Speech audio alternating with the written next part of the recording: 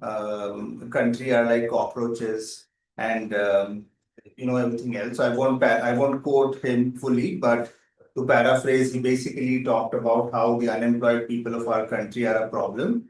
And it's interesting timing because we've been tracking unemployment as part of our lens here at Project Bhaskar, and we've been trying to understand unemployment as a function of multiple variables. So this conversation today is about the unemployment or the youth crisis, and talking about the tool that we have built for everybody to use to try and understand it. So before we go deeper into it, a little bit about who we are and what we are trying to build. So Bhaskar, some of you might already know this, that Bhaskar stands for Bharatiya Sanskriti Evam Kritrim Buddhimatta Rachna Shala. So we are a not-for-profit research lab based out of Ajmer, and what we are trying to build here is using AI and technology to preserve culture. And for us, culture means much larger than just art, literature, music. It means the social fabric that binds us all together. So that also means that we talk about employment, we talk about economy, we talk about climate. So our lens is pretty broad, and this is one of our first events, like second event to be precise, and we do these every Saturday on different things that we are working here. Part of Bhaskar's mandate is to build in public, which means that whatever we build, whatever we do research on, we present it to people, and that is what is happening here today. In the past couple of months, we've been building this tool called AINA, and which stands for a mirror, and today we are launching it for people to use it, and this conversation is going to be about what this tool is, why this is important, and how you can use it to form an opinion on this crisis that we are part of. So with that, just a quick mic check. Show of hands, I'm audible properly, or I hope for those of you who are online. So can you see a show of hands? Yeah. Okay, thank you. So why should you care about this? Like there are, so if you are a young person, this tool and what we've built will help you form an informed view of what your career can be, because if you understand things in the past, it will help you understand or and if you are able to understand the forces that interplay, you will be able to hopefully create a strategy that works better. For parents, of course, one of the big things that I observe is that the strategy for a lot of parents is pretty old school. Put your kids into the standard professions, send them abroad, or basically try and not do anything, and then essentially what ends up happening with that is sorry, someone's coming. So essentially what ends up happening with that is that you are just basically taking a spray and pray approach.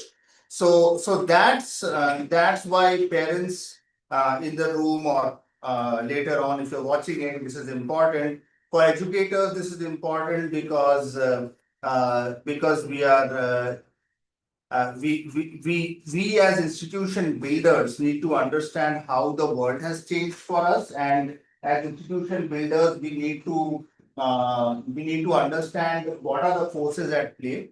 And for general citizens, unemployment crisis or the youth crisis is essentially something that's threatening our whole social fabric. This is the reason why we are so invested in understanding the crisis. When we started looking at culture at Project Bhaskar, we realized that we cannot dissociate the employment crisis with from culture, because culture is a function of people, and if people are not employed, they are not happy, they are not going to be able to nurture our heritage, and hence this tool became really important for us. So let's look at the scale of the crisis first for everybody to understand what we're talking. And I'll just pick up few numbers because this is really important. Some of this you guys might be knowing. We have 11 million graduates who are unemployed, and the surprising thing is that for the first time in our history right now, it's actually more. If you are a graduate, you are more likely to be unemployed as opposed to if you are not a graduate. And this has never happened in our country. So unemployment for graduates that almost double that of those who are not graduates. But on the other side, the 400 million plus number is of people who are employed but have no social protection, which means that it's not a good look even if you are employed in the gig economy. So you didn't do graduation, you just started to sort of pick up a job somehow, but you don't have any social cover, work conditions are bad. Labor force participation of women is the lowest in India, amongst the lowest in India. And during this number is a little dated, but during COVID years, we lost 21 million women from the workforce, and that is huge. Like the Indian economy has famously been called as a jet plane with one engine off because of various socio-cultural reasons. Women are out of the workforce. That's a big problem. And each year, on top of the line number, according to AICTE, 1.5 million new engineering graduates are being added into this pool. So we are looking at a crisis of numbers that is beyond comprehension for most nation states. Like we're adding entire cities worth of people to the pool of unemployed people every month, year upon year, and very little conversations happening on this, and that's actually what is surprising.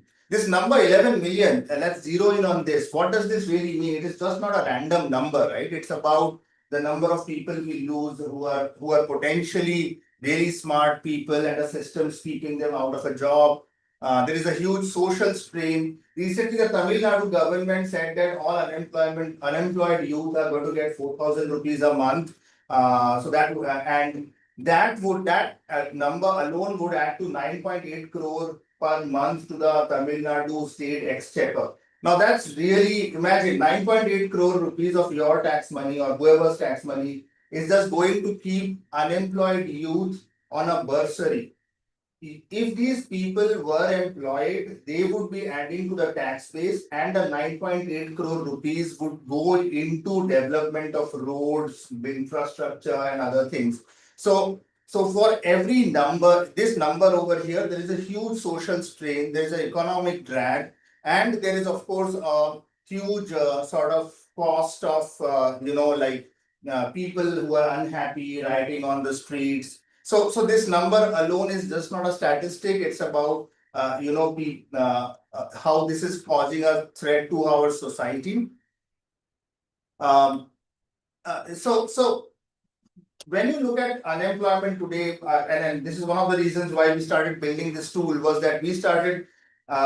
You must have all heard that there's a lot of blame game, a lot of buck passing around, that this government didn't do its job or this didn't happen. But if you start really looking into what really went on and why, you realize that it is not just one single government, one policy, or one entity. It is about the entire sort of multivariable causality that causes this. This is why we built this tool, because when we started looking at this entire issue, we realized that this will cause us this will need much more than just saying that oh, this is one person or one government or one thing. So this tool, and we will look at how we built this tool and how it works. This tool is meant for researchers, for policymakers, but in essence, it's for everybody who is interested in trying to understand. And I strongly encourage people to try it out eventually and have an informed opinion of this crisis. So before we go into how the tool works, let's look at how we designed it. And so what we did was we tried to, because it's a very complex issue, and I'm sure we missed out on some things here, but we looked at the entire series of events from 1947 to 2025, and we divided it into five themes. We divided it into five themes, and we identified 44 key events across those themes. This was done by us manually based on research and based on a lot of analysis. Then we after we created this sort of a timeline of themes and events, we started using AI to kind of populate it. As a result of this entire framework, we were able to get to a point where we have a timeline. The timeline has is divided into thematic lenses, and we get to see the interplay of issues across timelines. So you will be surprised that certain what economists call the long shadow of wrong policies, or the long shadow of certain government decisions. So for example, one of my favorite examples is the 1951 IITs Act. So, and I had a bit of an aha moment when I was going through the data. So the 1951 IIT Act, which was passed by Pandit Jawaharlal Nehru, it was a very important thing because the nation needed engineers and the nation needed builders. So we decided to make IITs, and we said that we are going to employ large number of smart people into the IITs. Now, one of the unintentional impact of that was that we automatically set a signal for the people that prestige can only be acquired if you are a science or an engineering graduate, and eventually that led to a social formation of this rat race of becoming an engineering and a doctor, an engineer or a doctor. Now, when you think about it in hindsight, you realize that how policies that are made with a lopsided view can have impact all the way up to 1990s, 2000. So there are many such upstream, downstream causal effects that come out of this tool. And this is important for us to understand that you can't just say that this one person did something or this one person didn't do something. It's essentially a combination of all of us, choosing to do something or not do something. With that as a backdrop, let us take a look at how this tool works. So I'm going to, walk you guys through this tool, but this is available on aina.adaptive.me.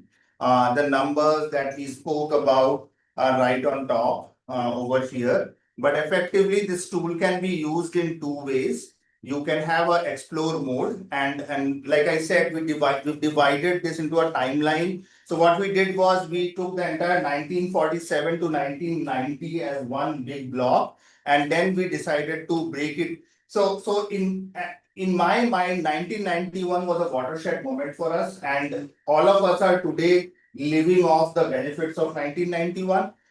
So we decided to do a cutoff on 1990, and that's when the liberalization IT boom happened. The 2005 to 2012, which is when we came into the workforce, our generation, this is called the golden decade. This is where the majority of growth that we are seeing and the majority of social formation of the new India that we talk about happened. And I think we were lucky to have been born at a time when most of us got into the workforce fairly easily, had good salaries, and we were able to get a good growth. That was a certain set of decisions that happened upstream, and a lot of us like to think that we're very smart, and what we have gained is simply because we are smart. But what we don't realize is that it's not just a function of smartness, it's a function of multivariate factors and decisions, and it is just a matter of chance where you are in the whole spectrum. So and then of course the 2013 and 2019, there's disruption, crisis, and signals. And then right now, this entire youth crisis has been exacerbated by what is called as the AI reckoning. And I'd like to take a moment to kind of highlight this fact. There's a lot of conversation around AI taking away jobs. But actually, AI is not really taking away jobs. It is deep structural problems that have been neglected for this entire period that is kind of taking away jobs. And there is this deep bias towards India becoming a service provider. So we are, if you look at this closely, and I invite everybody to look at this tool closely, you will immediately realize that what has happened due to the set of policies, political forces, etc., is that India has become a net exporter of people. So when your only big product is people, when you are essentially just exporting people, you are going to be dependent on the global situations for any kind of growth or lack of growth. In fact, right now the crisis that we are facing of foreign exchange and all the stressing factors is because we manufacture very little and we provide export a lot of services. What ends up happening due to that is we are dependent on importing a lot of things that we consume. Because we import so much, we are very worried about our foreign exchange, total foreign exchange balance. So you can see that how history, sociology, economics impacts your life.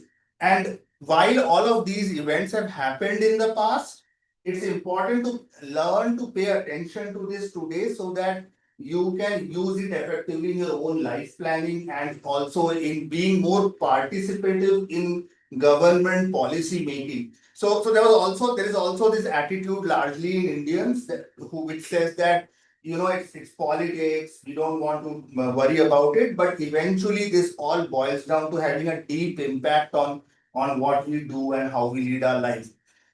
So I'll take a minute quickly to show how I've designed this tool. So for example, to take that example of the IIT Kharagpur inauguration. So in 1951, the IIT Kharagpur was inaugurated. Now, and this is the interesting part that AI has done. So based on the themes and based on the key events, it has sort of mapped the upstream and downstream effects. So and what you see here as an example is that the downstream long impact of the 1951 IIT is that we had a lot of engineers. Some of those engineers went to the US. Some of them then formed a lot of outsourcing or companies. And then as a result of that, by 93, NASSCOM was founded. So you can see the long shadow impact here quite clearly. The other interesting example that comes out of this is, for example, in the political spectrum. So if I go into the industry and economy side, you will see that there's been the university proliferation that began in 1966. When the state government started doing a mass creation of universities and affiliated colleges, and quality started dropping. So you can see that how a certain policy in 1966 has ended up coming to a situation where today we have so many large number of graduates with such poor college education, and such a large number of colleges printing degrees. This is how the tool works. There is also a story mode which you can use to sort of simply slide through sequentially, but and the explore mode, which allows you to look at the different interconnections. The other interesting one that I would like to talk about is the emergency and labor laws. So in 1975, some of you might know, Indira Gandhi imposed the emergency. During this emergency, there were two things that happened. One of the things was that the labor laws in India became extremely stringent, and that led to a certain collapse of manufacturing employment. So if you go into the deep dive mode for this, you will be able to read about it. Now, the other thing that I want to talk about in this tool is that we make sure that none of this data is hallucinated or wrong by doing this sort of cross-referencing. So when you are doing the deep dive, the AI will actually highlight to you where the sources are. And some of these, if there are some things that it is not able to verify, it will say that this is flagged. This allows you to take an informed decision. So what the approach we have taken with AINA is that we will let the AI curate the information, but we will also make it so transparent that you can choose to ignore that, or you can choose to use it, and we will make sure that we show all the sources where it is quoting that from. So that's pretty much it. It's a very simple tool by itself, but it's also extremely powerful in terms of trying to understand the different interconnection of all the various forces. I'll take a minute for anyone who has any questions or anything, any observations. I'd be happy to answer that. And yeah, I do. I'm quite sure there are some young people who joined us even online, and we have young people here. I'm sure they are wondering what they can do with this tool and how it can potentially help them with the unemployment crisis that may or may not hit them. Yeah, I think for the young people, what is important is to pay attention to how different factors come into play, and not to be blinded by a certain notion or or take decisions based on a single signal. Careers are not point in time decisions, right? Careers are larger interplay. So you may or may not be employed today, may or may not be ready for employment because you might be in school or college. But what is important is to be aware of how all of these various things are playing to impact your life. Part of the reason why we have got into this 11 million joblessness crisis is because our generation has let their guard down, and we have sort of let this crisis fester. So, I mean, I hope to kind of create this awareness also, so that the next generation of people understand that they have a role to play in this game. So this isn't a tool to solve things. That's something I want to clarify. This is a tool to understand things, because you can't solve if you don't understand. That's basically the approach. So that's the tool. It's available at aina.adaptive.me. So I would invite everybody to play around with it. Now there is a what I called the causal convergence. When the causal convergence is basically 11 million unemployed people did not come because there are 11 million people who are stupid. Because I think the lens that India takes towards its young people is that, oh, if you are unemployed, it must be your fault. You must be doing something wrong. We often seem to ignore the part that the policymakers have played, the part that society has played, the part that education institutions have played to cause this unemployment. And I think there is also a lot of sort of opinion bandying around, where people say, this particular government did this wrong or something did this wrong. But I think this tool is meant for you all to kind of understand that it is not just one thing, but a play of many things that causes this.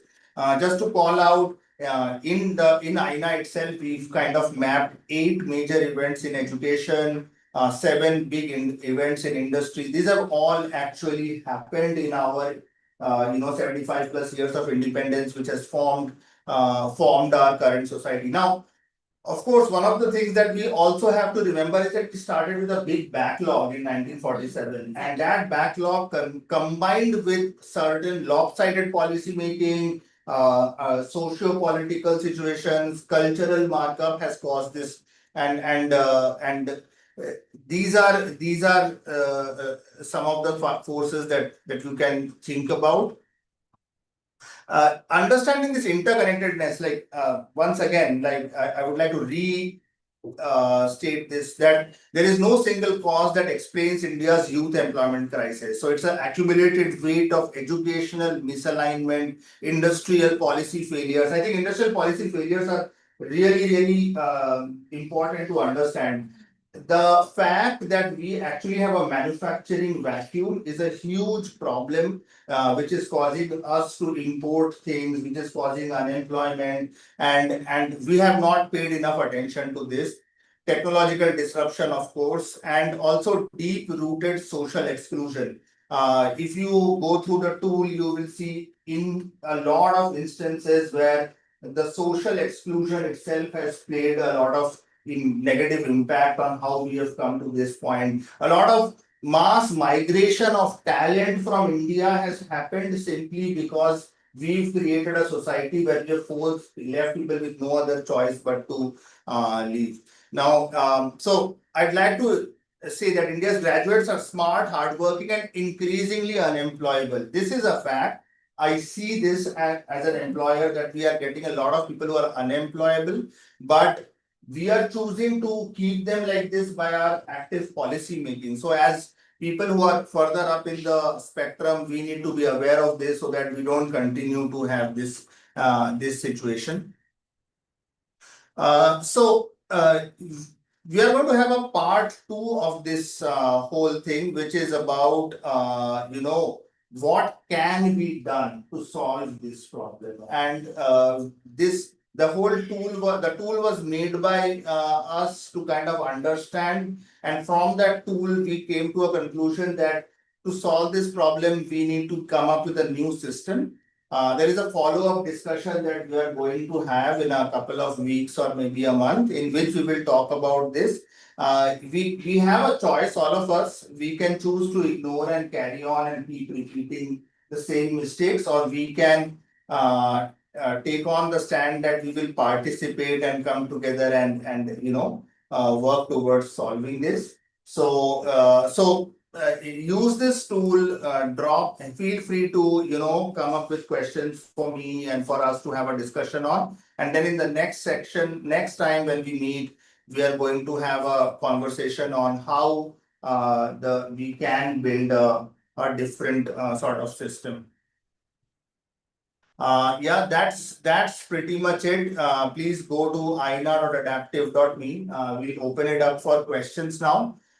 So if anybody has any questions, happy to answer. Yeah. I have two questions actually. Yeah. So what you just said right now about graduates, that they're educated and they're also hardworking, but they are unemployable. So what do you exactly mean by unemployable, and why are they unemployable if they're educated and also hardworking? Yeah. So that's actually a great question, and I think that is the core reason of that is the way they have been educated. So we've built an army of educated people who know how to pass examinations, but they don't actually know how to build things, how to do critical thinking, how to do how to listen, how to connect dots. Yeah. And that's a failure of the system that has brought them up. A good example of that is the lack of skilled people who can actually do things with their hands, in terms of whether we are looking at engineering graduates or whether we are looking at humanities graduates. People who can actually, on the humanities side, people who are critical, who have good critical thinking, listening skills, writing skills, we actually don't have a lot of them. These are not people who don't want to work hard. These are not people who have not worked hard because they've, cracked examinations. But these are people who have not been trained in the right way for the skills that are needed today, because our institutions themselves are not prepared for that. So are you trying to say they're educated, but they are not necessarily skilled in the right ways? Yes. So I think the right way to say it is that we've taught our young people to pass exams, but we have not taught them how to build things. And by building things, it can be actually physical things or digital things, but that's what the reality is. So, I mean, just to add on, I think there's also the before building, we've also failed in teaching young people how to apply the knowledge that we have.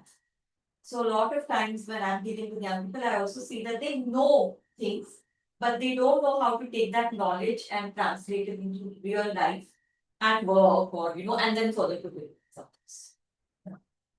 And I think, sorry, Go ahead. another thing that kind of stuck out to me was when you said that the number of unemployed people who are educated is almost double that of those who are not. Yeah, So is that because of how we define unemployment, that the jobs that they are qualified for, they are not getting? So that means we have less jobs which require qualified people. Does it mean that? no, so basically because, I mean, the answer to that is that graduates are not likely to pick up gig work that much.